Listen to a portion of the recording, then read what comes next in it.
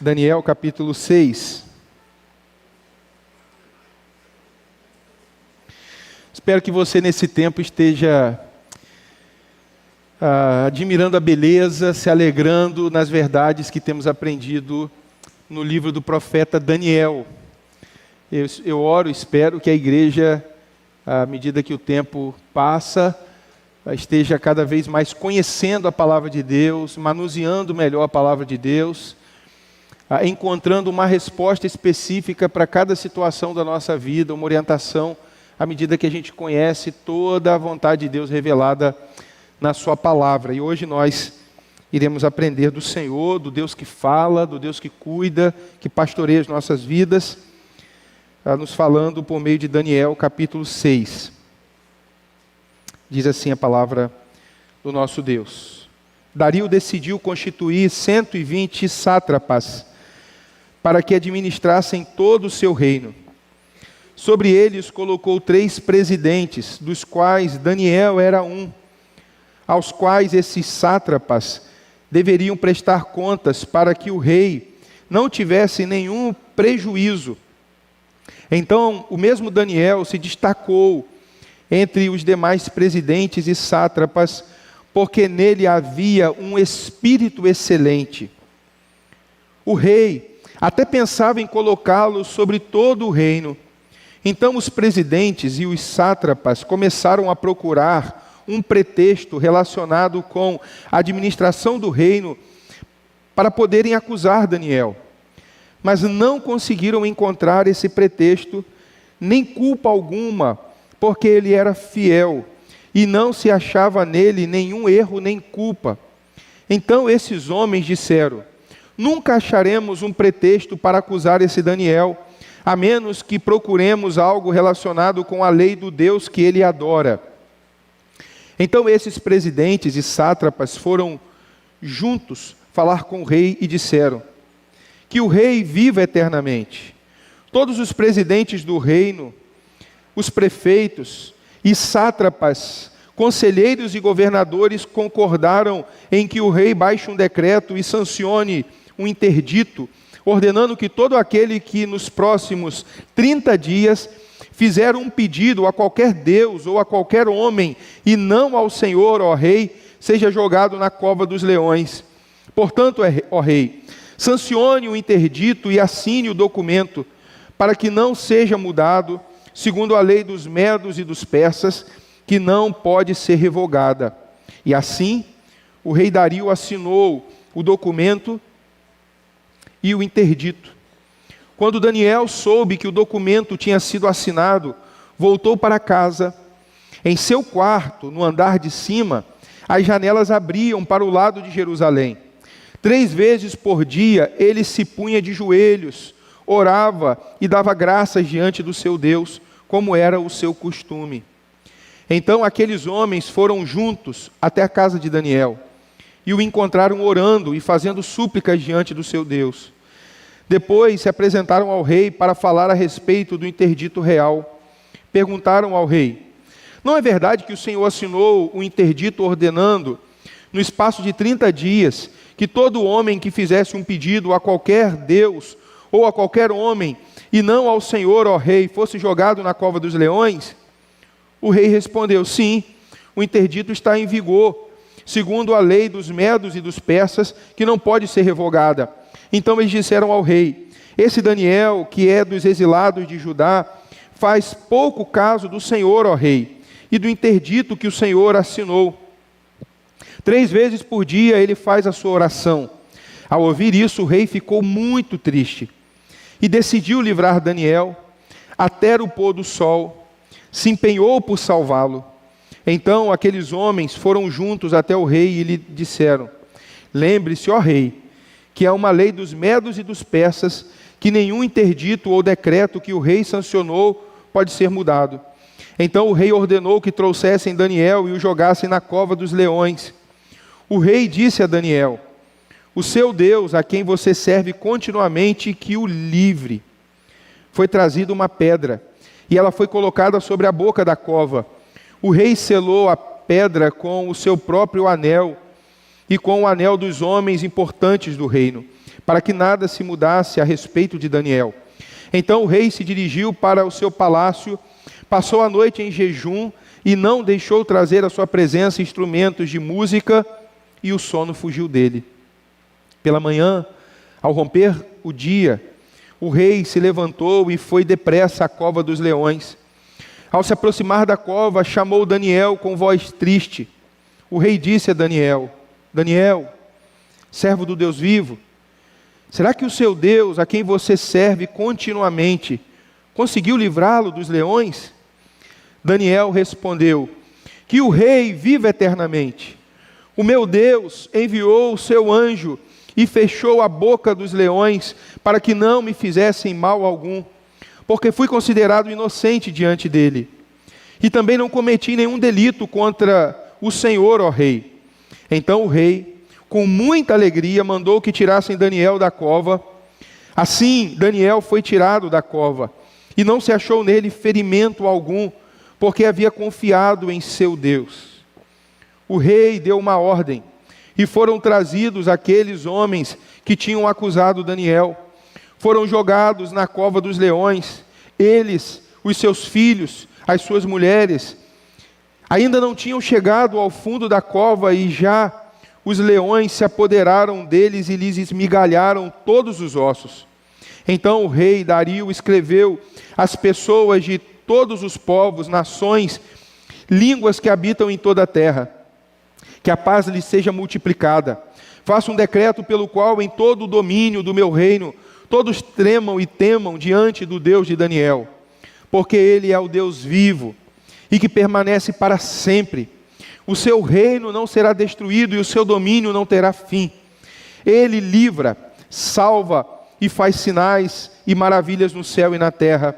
Foi ele quem livrou Daniel do poder dos leões. Daniel prosperou no reinado de Dario e no reinado de Ciro o persa. Amém. Aleluias. Louvado seja o Senhor. Talvez você, sem perceber, tenha abraçado uma ideia, uma filosofia, uma prática religiosa, que alguns chamam de lei da atração. A lei da atração é ensinada, existem seitas que defendem isso, que acreditam nisso, que se você faz coisas boas, você atrai coisas boas para você. Muitos evangélicos, em nossos dias, em seus posts, em suas publicações, em suas postagens, encaminham ideias de que se você for alguém correto, se você for alguém moralmente aprovado, você terá uma vida boa. Se você for um bom amigo, é certo que você vai ser rodeado por pessoas. E a lei da atração não fala só de ações que provocam uma retribuição. A lei da atração é ensinada que se você tiver pensamentos positivos, você atrai coisas. Alguns vão chegar ao ponto de ensinar que se você decorar alguns mantras, algumas frases que parecem uma confissão positiva, você vai atrair. Por exemplo, se alguém estiver solteiro, vai atrair uma pessoa amada, vai atrair um cônjuge, um parceiro. Se a pessoa é pobre, geralmente é algo aplicado à questão do dinheiro. Se ela se aproxima de quem é rico, se ela declara, se ela fixa o pensamento na prosperidade, ela será uma pessoa próspera. O espiritismo, de alguma forma, opera assim. A doutrina do karma traz a ideia de que se você foi uma pessoa ruim, na outra vida você acaba sofrendo por conta das escolhas na vida anterior. Você já ouviu aquela frase, talvez você até já tenha falado: aqui se faz, aqui se paga. O castigo vem a cavalo. É a ideia espírita. Muitas vezes é a ideia relacionada à lei da atração. O castigo vem como retribuição direta àquilo que você faz, da mesma forma que a recompensa também vem. Daniel, ele está aqui para quebrar esse paradigma e para mostrar que a nossa vida com Deus, ela é uma vida de fé e de fidelidade a Deus. Fé e fidelidade são companheiras inseparáveis. Aqueles que confiam em Deus caminham em fidelidade a Deus. E Daniel vai destacar para nós a fidelidade no âmbito profissional, do trabalho. Alguém que vive na presença de Deus, alguém que crê que de fato não há nenhum centímetro, não há nenhuma dimensão da vida na qual Deus não reclame o seu senhorio. Não há nenhum âmbito da vida social, da vida familiar, na vida desse mundo que jaz no maligno, que o Senhor não reclame que a gente viva para a sua glória. Daniel é alguém que viveu perante a face de Deus, que ele adorou o Senhor, ele buscou, como diz o texto, viver em fidelidade diante de Deus. Ele era um homem íntegro. Reinos se passaram, e Daniel, ele permaneceu na corte babilônica. Ele permaneceu como um homem próximo daqueles que lideravam. O capítulo 6, ele começa mostrando que Daniel, ele estava numa posição de liderança. Haviam 120 governadores de províncias, de regiões, como se fossem os estados que nós temos, vamos pensar assim. E haviam 3 presidentes, podem ser 3 ministros, 3 autoridades que supervisionavam esses sátrapas, esses líderes provincianos. Daniel era alguém tão destacado por causa da sua integridade e habilidade administrativa que o texto diz que Dario considerou promover Daniel para que ele fosse o maior do seu reino. Tamanho o destaque que aquele homem tinha. Os medos e os persas, a gente viu aqui Beltesazar no último culto, como sucessor de Nabucodonosor, fez o seu nome como um grande líder, onde as pessoas estavam provavelmente acostumadas com uma liderança tirana e, ao mesmo tempo, a corrupção havia se estabelecido. Você viver num contexto de corrupção, de suborno, de comissões ilícitas, de coisas que acontecem de forma estranha à integridade cristã, se você convive com alguém que se coloca numa posição de integridade, e aqui vem o contrassenso, a lei da atração, você geralmente não traz para si pessoas que o aprovem. Se é um contexto de corrupção, se é um contexto de ganância, se é um contexto de busca de poder a qualquer custo, aqueles que se colocam como Daniel, geralmente trazem para si não boas vibrações, mas inimigos. E talvez você, por causa da pobreza de alguns que supostamente acreditam estar pregando o Evangelho, talvez você tenha abraçado essa ideia, e talvez a sua frustração em relação a Deus seja exatamente essa: porque eu sirvo a Deus e minha vida não é de retribuição. Faça um paralelo com o exemplo ruim que a gente encontra lá em Lucas capítulo 15, no irmão mais velho. Aquele que está dizendo: pai, eu te sirvo em casa com integridade, eu trabalho como se fosse um escravo, e sem alegria nenhuma. Era a figura ali do judeu não convertido, daquele que está dizendo: olha, eu tenho a moral, eu tenho a lei, eu obedeço. Ou como alguém que pensa assim: eu estou na igreja, há tantos anos na igreja, caminhando com integridade, por que que isso de ruim acontece comigo? E a gente precisa mergulhar no Evangelho, porque o nosso bom mestre, o nosso Salvador, foi perseguido nesse mundo. Uma vida de integridade não atrai para nós uma vida de prazeres, de alegrias e aceitação por parte das pessoas que estão à nossa volta. Na verdade, a gente nunca deveria buscar isso para a nossa vida, porque todos quantos querem viver piedosamente serão perseguidos. Então, a gente encontra em Daniel alguém que tem no seu coração uma certeza de que ele está nessa vida para louvar e engrandecer a Deus, e que Deus não abandona o seu povo jamais. Essa é uma verdade que nós encontramos no capítulo 6 do livro de Daniel. Daniel, se perguntássemos assim, Daniel, qual é a sua visão sobre o trabalho? Daniel, ele não diria que o trabalho é uma maldição, embora a relação de trabalho ela tenha o seu pesar.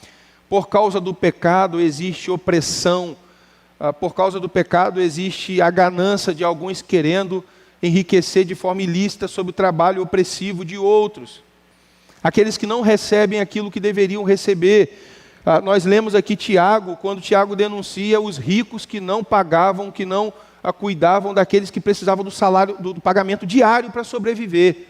O Antigo Testamento condena essa prática que acontecia até mesmo dentro de Israel.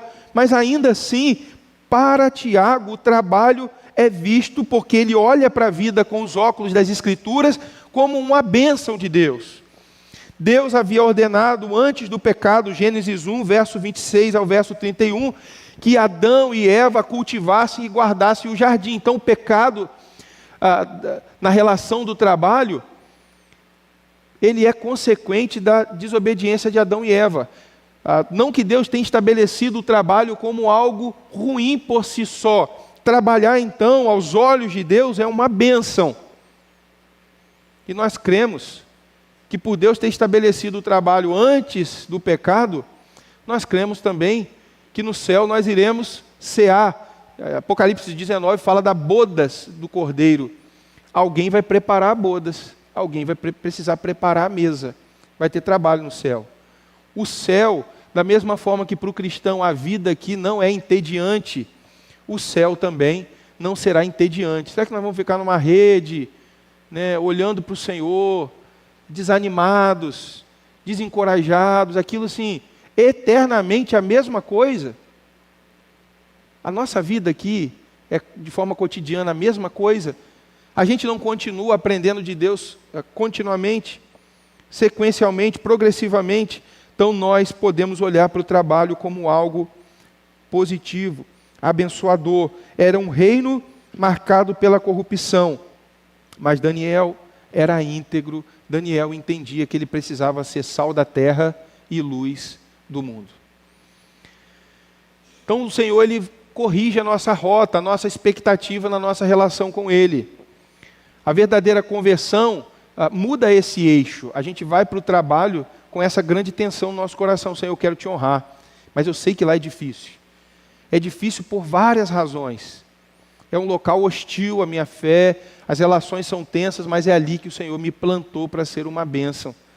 As pessoas não vão me conhecer ali só pela minha camisa evangélica ou por eu ouvir louvores, mas pela maneira como eu honro a Deus nas questões práticas do trabalho. O texto vai mostrar para nós que as circunstâncias elas estão sempre mudando, mas Daniel, ele permanece o mesmo. Se você olhar no capítulo 6, o versículo 3 diz: então o mesmo Daniel se destacou entre os demais presidentes e sátrapas, porque nele havia um espírito excelente. Agora volte comigo, capítulo 1, versículo 8, que diz assim: Daniel resolveu não se contaminar com as finas iguarias do rei, nem com o vinho que ele bebia. Por isso pediu ao chefe dos eunucos que lhe permitisse não se contaminar. As circunstâncias mudam. Mais amigos, menos amigos, mais dinheiro, menos dinheiro, um governo mais corrupto, um governo menos corrupto. Mas a nossa fidelidade a Deus, ela é relativa a essas coisas. A nossa fidelidade a Deus é relativa às circunstâncias, ou a nossa fidelidade a Deus é uma decisão, é um direcionamento absoluto de Deus, e Daniel entendeu isso. Ou seja, pode ser Nabucodonosor, pode ser Beltesazar, pode ser Dario, pode ser Ciro, seja quem for que estiver governando a nação, eu irei servir ao meu Deus, eu irei honrar a Deus, eu irei engrandecer o nome do Senhor, eu irei viver para a glória de Deus. Então, Dario aqui, esse líder, o primeiro nome aqui no capítulo 6, versículo 1, é alguém que olha para Daniel como um líder necessário, como alguém necessário. Será que nós, como cristãos, será que você, onde você trabalha, será que você está entre aqueles que seria escolhido como alguém confiável, como alguém excelente, como alguém zeloso, como alguém dedicado? Ou é visto como, muitas vezes a gente ouve, não chama o crente para trabalhar não, porque ele quer ler a Bíblia na hora do trabalho, ele é cheio de desculpas, e assim, irmãos, às vezes a gente acha que por sermos cristãos, nós temos um salvo-conduto para não termos empenho no trabalho. As pessoas têm que entender que nós somos servos do Deus Altíssimo, então eu tenho compromisso na igreja, eu preciso descansar um pouco mais, eu tenho uma vida dedicada à minha fé, algumas atividades eu tenho que... E não é assim que a Bíblia vai nos ensinar. Na verdade, Daniel ele está inserido num contexto pagão, vivendo uma fé robusta, firme, sem terceirizar, por causa da cultura, mas é por causa do governo, mas é por causa da política, é por causa da economia, não interessa para nós. Essas coisas vão interferir sim, se a gente vai comer melhor, vai comer pior, na moral, no comportamento da sociedade, interferem sim.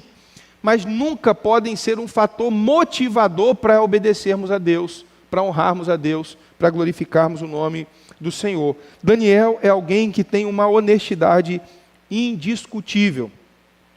Esses líderes, se você acompanhar o texto, eles foram juntos falar com o presidente, com o rei. Versículo 6, porque eles nutriram no coração uma inveja, um desejo de derrubar Daniel. Daniel, então, se colocou como um empecilho. Por que eles queriam tirar Daniel? É provável que Daniel atrapalhasse o esquema deles. Se você observar, Dario, ele usa Daniel como alguém, e aqueles sátrapas, para que ele não perdesse dinheiro na coleta de impostos, para que houvesse um sistema, uma cadeia, e Daniel fosse alguém ali íntegro que não permitisse que houvesse roubalheira no seu governo. Essa é a ideia. Não é porque o rei tinha Daniel em alta consideração, porque Daniel era um verdadeiro adorador, um adorador por excelência. Não, era alguém útil, alguém que faria com que ele não perdesse dinheiro. O rei estava sendo pragmático. Então ele olha para a excelência da disposição, da prontidão, do caráter de Daniel como alguém que vai trazer benefício político, prático para ele. Daniel, ele obedece a Deus, ele é alguém que mesmo depois desses líderes terem armado uma cilada, o texto bíblico vai dizer que Daniel, ele permanece orando. Daniel é um homem que tem bons hábitos. O texto vai dizer que, diante daquela situação, Daniel ele não se desesperou. Daniel ele voltou para a casa dele, ele era um homem público, então provavelmente ele tinha pessoas que cuidavam da limpeza, da organização da sua casa, lembrando que ele era um homem da posição altíssima nesse governo, nesse reino, nesse império. E eles provavelmente estavam acostumados a ver Daniel orando continuamente. A gente sabe que não há comprometimento nenhum a gente mudar de orar às 6 da manhã para 7. Não é se você decide, olha, todo dia eu oro 6, mas eu por causa de o remédio, alguma coisa, eu vou separar um tempo para orar 7 horas, ou mais cedo. Não há problema com isso. Daniel podia fazer isso.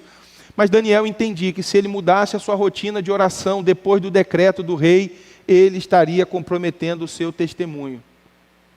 Daniel é um homem resoluto, como diz o texto, como diz o capítulo 1, verso 8, decidido. É um homem firme. E o texto vai dizer que ele continua orando 3 vezes ao dia, provavelmente ele tinha aqui mais de 65 anos, e o texto diz que ele orava voltado para Jerusalém. Embora não houvesse esse mandamento específico, mas a expectativa de Daniel era que o Senhor restaurasse a cidade onde Deus ordenou que ele fosse adorado, em Jerusalém, no templo. Então Daniel, ele continuava, irmãos, imagine, desde os 14, 15 anos na Babilônia, esse homem tem provavelmente 65 anos, 70 anos, e ele permanece orando 3 vezes ao dia, esperando Deus cumprir a sua promessa, com expectativa no coração, ao invés de voltar para Jerusalém, de ver a cidade restaurada. Então ele permanece orando, ele permanece confiando no Senhor. E o texto vai dizer que esses inimigos de Daniel se voltam então para o rei e diz: rei, o Senhor assinou um decreto que em 30 dias, se alguém começasse a orar, a buscar outro Deus que não fosse orando através do Senhor, porque aqui Dario se colocou como uma representação de Deus na terra, teria que orar a ele, para que ele então intercedesse as divindades pagãs da Babilônia. E aí Daniel então é alvo de uma conspiração, mas algo significativo para nós.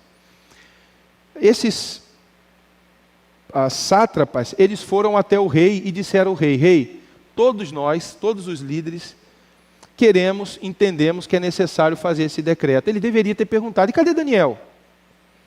Cadê o homem de confiança? Só que a bajulação, ela geralmente cega. E a proposta foi, imagine, que engrandecimento, olha que ego inflado, olha que palavra, como se Dario fosse de fato incomparável. Todas as preces, todas as orações deveriam passar por ele. Então ele ficou grandão, e a soberba e o orgulho cega. Quando alguém chega para nós e diz assim: você é fundamental, você é o último biscoito do pacote, para quem é paulista é a última bolacha. E você é fundamental, olha, a empresa não seria nada sem você, a igreja, o que essa igreja seria? O que seria a igreja do Joque, se não fosse a sua firmeza, se não fosse a sua convicção, se não fosse a sua seriedade, se não fosse o seu caráter? Nem tanto, mas continua. Se você não fosse assim assíduo, se você não fosse uma mulher de oração, o que seria da sua família? E a bajulação, a mentira, geralmente cega. Nós já vimos isso no livro do profeta Daniel e nos lembramos de Absalão. Quando Absalão quis tomar o reino do seu pai, o texto bíblico vai dizer que ele falava ao coração dos homens: se eu fosse o rei, eu julgaria, mas como é Davi o rei, ele deixa você, ele não liga para você. Se eu fosse o líder dessa nação, essa nação seria melhor. Então é uma maneira de cegar alguém. É a linguagem lisonjeira, enganadora, exagerada, mentirosa. E ele acabou caindo na cilada dos bajuladores, porque é assim que Satanás sempre tenta o povo de Deus. Não foi isso que Satanás disse a Eva? É verdade que se vocês comerem desse fruto, vocês vão morrer? Foi isso que Deus falou? Não, vocês não vão morrer. E Satanás disse: olha, sabe por que Deus não quer que vocês comam desse fruto? Porque vocês serão iguais a Deus, conhecedores do bem. Opa, conhecedores do bem e do mal, isso é bom demais. Semideuses, iguais a Deus. Observe que é a mesma estratégia. Nós, na nossa caminhada, também estamos diante das mesmas ciladas de Satanás. O Senhor Jesus, em Mateus 5, no Sermão da Montanha, ele vai dizer lá no verso 9 até o verso 12, que olha, mentirão contra vós, vocês serão perseguidos, e as pessoas elas inventarão coisas em relação a você. E assim muitos cristãos na história foram perseguidos.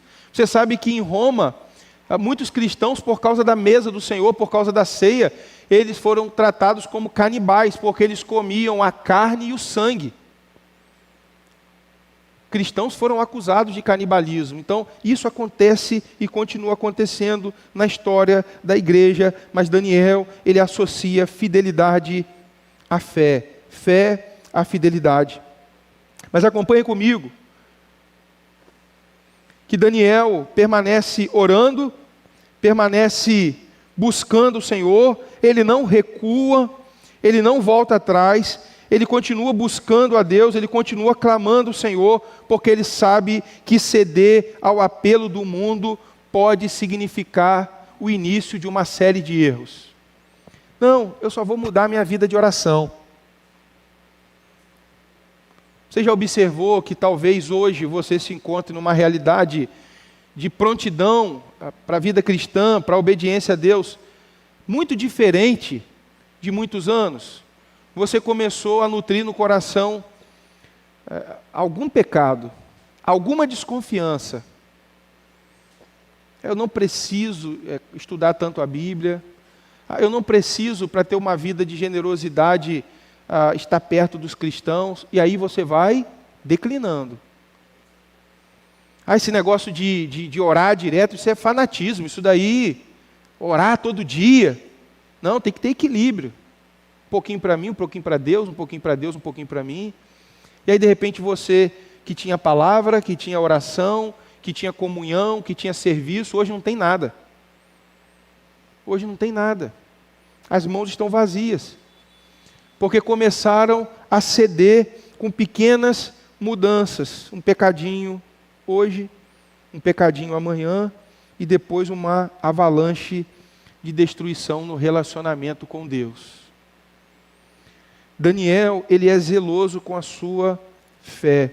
Ele sabe que não pode ceder, que ele precisa ser irredutível. Daniel é um discípulo radical do nosso Deus. O que a fidelidade a Deus e o que o amor de Daniel a Deus, servindo a Deus nesse mundo, trouxe como consequência? O texto vai dizer: Daniel foi jogado na cova dos leões. Essa é a parte maravilhosa, essa é a parte que a gente gosta. Se fosse um filme, esse seria o ponto alto do filme. A gente sabe que leão, ele é carnívoro. E a gente conhece de imagens, de histórias de leões assim, destruindo, devorando pessoas rapidamente. Daniel era alvo de inimizade. Não adianta alguém dizer, um ateu ou alguém que quer desvalorizar a Bíblia, dizer assim: não, sabe por que os leões eles não devoraram Daniel? Porque eles estavam de barriga cheia. Aí você vai dizer: está enganado. Porque logo em seguida, os leões devoraram os inimigos de Daniel. O texto, ele traz uma imagem clara, que ao serem lançados, antes de encostarem no chão, os leões já vinham ao encontro para poder se alimentarem dessas pessoas. Deus deu um livramento maravilhoso a Daniel. Daniel, diz o texto, não teve nenhum ferimento. Daniel passou a noite inteira sem ser mordido, sem ser de alguma forma agredido por esses leões, porque Deus protegeu Daniel. Essa é uma lição maravilhosa. Deus nunca abandona os seus. A pergunta seria: se Daniel morresse, se Daniel fosse devorado pelos leões, Deus continuaria sendo um Deus bondoso. Daniel estaria na presença de Deus. De fato, teria chegado o tempo de Daniel ter cumprido a sua missão. A vida de Daniel sendo preciosa para Deus, porque a Bíblia diz lá no Salmo 116, preciosa é aos olhos do Senhor a morte dos seus santos. Penosa pode ser interpretada assim também. Deus ele sente a morte do seu justo. Deus toma para si. Daniel estaria com o Senhor. É o que diz lá Hebreus capítulo de número 11. Servos que foram preservados da espada. Servos também que morreram a fio da espada. Muitos morreram no Coliseu ou em outros lugares, devorados por feras, humilhados por gladiadores, mas Deus também preservou muitos. Isso mostra que o propósito principal da nossa vida não é sermos preservados fisicamente, da nossa integridade física, mas é permanecermos firmes no Senhor até o fim. Salmo 121, ele fala muito sobre isso. Eu não sei se você já se atentou, a oração aqui do salmista expressa a certeza de que o Senhor é o seu socorro. Elevo meus olhos para os montes, de onde me virá o socorro? O meu socorro vem do Senhor, que fez os céus e a terra. Ele não permitirá que os seus pés vacilem. Não dormitará aquele que guarda você. É certo que não dormita, nem dorme o guarda de Israel. O Senhor é quem guarda você. O Senhor é a sombra à sua direita. De dia não lhe fará mal o sol, nem de noite a lua. O Senhor guardará você de todo mal. Guardará a sua alma. O Senhor guardará a sua saída e a sua entrada, desde agora e para sempre. Amém. não entenda o guardar aqui com uma redoma onde o nosso físico a gente não adoeça, a gente não passe por dificuldades, como Edson orou aqui, adversidades da vida. Aqui é que os nossos pés não vacilem, que a gente nunca deixe de crer no Senhor, que a gente não pare na caminhada, que a gente não se apostate da fé, que a gente nunca abandone o Senhor, que a gente permaneça firmado no Senhor. Mas Ele pode estender esse cuidado e nos livrar dos leões e nos livrar das feras. Deus, sobre a vida de Daniel, traz um milagre maravilhoso. Sobre a vida desses líderes ímpios, o Senhor traz o seu juízo. O texto vai dizer que depois do Senhor Deus preservar Daniel, o rei se alegrou muito, mandou que tirasse, verso 23, Daniel da cova, e em seguida o rei ordenou, ele era um tirano, lembre-se que não era uma democracia, ele ordenou que aqueles líderes, bem como suas mulheres, seus filhos, fossem jogados, e ainda não tinham chegado ao fundo da cova, foram devorados. O texto não diz que Daniel falou, olha, bem feito. O texto não diz que Daniel se alegrou com a morte dos seus perseguidores. Até porque esse não é o propósito de Deus para as nossas vidas. O texto simplesmente narra, falando de um líder pagão que exerceu juízo contra aqueles que, na verdade, colocaram o rei na ciranda. O rei aqui, por causa da falta de discernimento, ele foi colocado no bolso. Numa dimensão bem menor, mas você já reparou que os filhos prometem muito pouco, mas pedem para que a gente prometa? Quem aqui nunca caiu na cilada do filho falar assim, pai, você promete que vai levar para lanchar? Pai, o senhor promete para ver. Não esquece nunca mais. É claro que o sentido, a consequência não é a mesma, mas foi isso que o rei ele sofreu, ele prometeu, ele decretou, ele fez um interdito. E é claro que depois ele percebeu que ele foi manipulado. E é ruim quando a gente percebe que bajularam a gente, disseram mentiras, só para que a nossa vida fosse usada para o interesse, para derrubar alguém, para puxar o tapete de alguém, para prejudicar alguém. E o rei então resolve se vingar, resolve manifestar o seu juízo sobre esses ímpios aqui. Por fim, nós olhamos para Daniel como aquele que, de alguma forma, traz algumas similaridades com o nosso Senhor Jesus. Porque a Bíblia vai dizer que Daniel ele desceu à cova dos leões. E a Bíblia vai dizer que o nosso Senhor Jesus, ele também desceu e se fez carne e habitou entre nós. A Bíblia diz que o leão da tribo de Judá, ele morreu. Ele ressuscitou, para que hoje a gente possa vencer aquele que é como um leão ao nosso derredor, buscando uma oportunidade para nos tragar, para nos devorar. Quando a gente olha para as Escrituras, a gente vê que, de forma semelhante, havia uma lei. E no caso de Jesus, a lei justa, ela nos condenava. Jesus, então, decide morrer em nosso lugar. Jesus decide sofrer as consequências desse decreto que é de que todo homem deve obedecer à lei de Deus, mas nós não conseguimos. E Jesus, então, ele vem e obedece a Deus para que assim a gente fique livre da condenação eterna. Em Daniel, nós percebemos como Deus poderosamente ele cuida do seu povo. Queridos, esse texto ele traz para nós um contexto de muita desesperança para o povo de Deus. Tente imaginar na nossa cidade, tente imaginar você no lugar onde você cresceu, cidade totalmente destruída. Só que o povo de Israel ele tinha uma promessa relacionada à terra. Deus prometeu a terra ao povo. E o povo agora não tinha mais rei, o povo agora não tinha mais terra, o povo agora não tinha mais sacerdote. Haviam muitas incertezas em relação ao futuro, e o livro de Daniel expressa para o povo que há um rei sobre todos os reinos da terra. Embora o povo de Deus possa viver um tempo como esse do exílio, de zombaria, de opressão, de dificuldades, O reino de Deus permanece para sempre.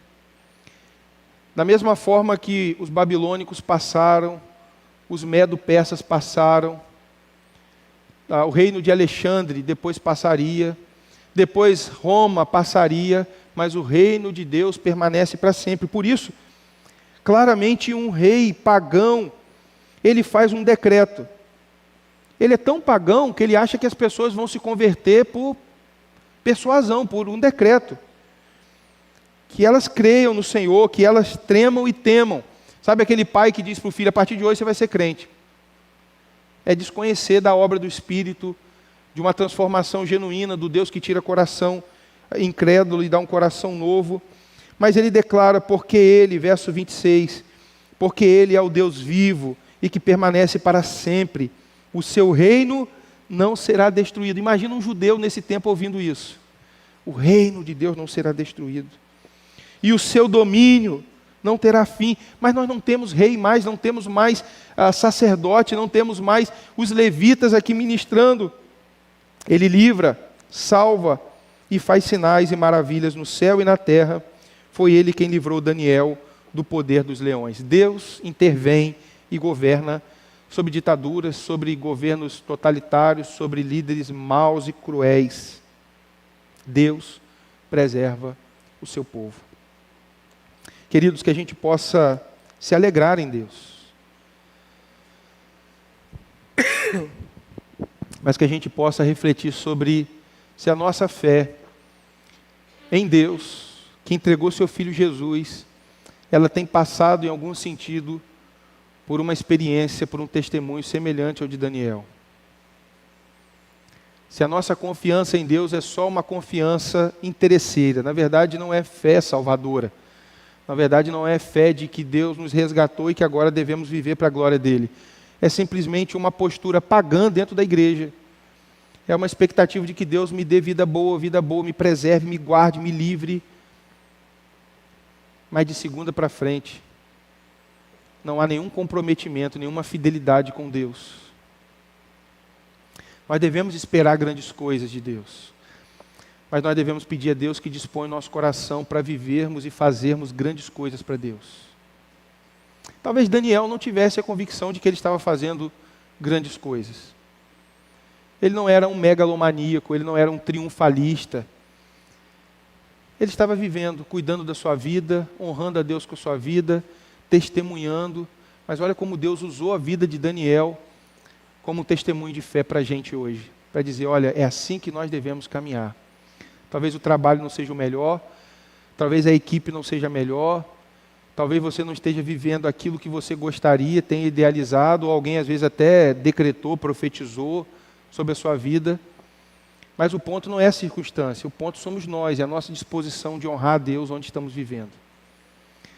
Se você esperar um tempo futuro para honrar a Deus, talvez a riqueza, talvez o conforto, talvez um trabalho melhor, vai revelar aquilo que está no seu coração, que você simplesmente queria usar Deus para uma vida boa.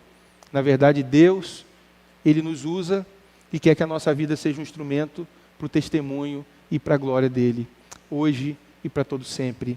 Amém. Vamos orar. Senhor, nós te engrandecemos nessa noite, Pai. E pedimos, ó Deus, que o Senhor nos dê temor e tremor. A tua palavra diz que nós devemos desenvolver a nossa salvação com temor e tremor diante do Senhor. Nós devemos, ó Deus, amadurecer, nós devemos, ó Deus, ser santificados por Ti. Deus, te agradecemos porque nós temos diante de nós um testemunho impactante, ó Deus, tão belo, tão maravilhoso do Teu poder, Deus, da Tua glória, é o Teu reino que é exaltado aqui. Ó Deus, é a Tua sabedoria, o Teu domínio que é exaltado aqui. E é por isso, ó Deus, que Daniel te serve, porque ele conhece o Senhor. Ó Deus, porque ele te ama. Ama o Senhor mais do que o seu trabalho, ama o Senhor mais do que o seu cargo. Ó Deus, ama o Senhor mais do que uma vida boa. E o Senhor assim, ó Deus, permitiu que ele vivesse na sua casa, dias tranquilos, mas de tempos em tempos tivesse a sua fé provada e testada, e fosse aprovado pelo Senhor. Ó Deus, que a nossa fé seja uma fé testada e aprovada. Ó Deus, nos ajuda a retornarmos para os nossos lares fortalecidos pelo Senhor, Deus. Ó Deus, que o Teu Espírito nos encha, que o Teu Espírito nos encoraja. Ó Deus, que o poder do Senhor, o poder do céu, nos ajude, ó Deus, a sermos testemunhas fiéis e verdadeiras. Ó Deus, nós sabemos que homens como Daniel não são frutos, ó Deus, do acaso. Não nascem prontos, ó Deus, mas são forjados numa vida onde diante de cada provação decide-se honrar o Senhor. E na próxima provação está mais forte, mais preparado para dizer não ao pecado. Faz isso na nossa vida, Senhor. Ó Deus, nós temos ciladas e armadilhas de Satanás. E o nosso coração, ó Deus, é tão frágil, tão vulnerável, ó Deus. Muitas vezes o nosso ego, ó Deus, é tão sensível, é tão melindroso, tanto para o elogio quanto para a crítica. Guarda o nosso coração, Senhor. Ajuda-nos, ó Deus, a mantermos os olhos no Senhor e a sermos fiéis ao Senhor hoje. Muito mais motivados do que Daniel, porque Daniel não viu o Teu Filho Jesus nascer, viver. Ó Deus, não conhece a beleza do Evangelho encarnado na pessoa do Teu Filho. Ele aguardava a promessa, ó Deus, e ainda obedeceu o Senhor, e assim obedeceu o Senhor. Nós queremos, ó Deus, te pedir, nos ajuda a obedecer o Senhor. Que a gente saia daqui, ó Deus, diferente. Que a gente saia daqui, ó Deus, mexido no nosso entendimento, mexido em nosso coração. Ó Deus, que o Senhor possa nos sacudir, ó Deus, para que a gente saia da letargia, da desobediência, da inércia espiritual. Ó Deus, que haja em nós um espírito excelente, que haja em nós uma prontidão a Te servir. Assim nós oramos, Senhor, em nome de Jesus. Amém.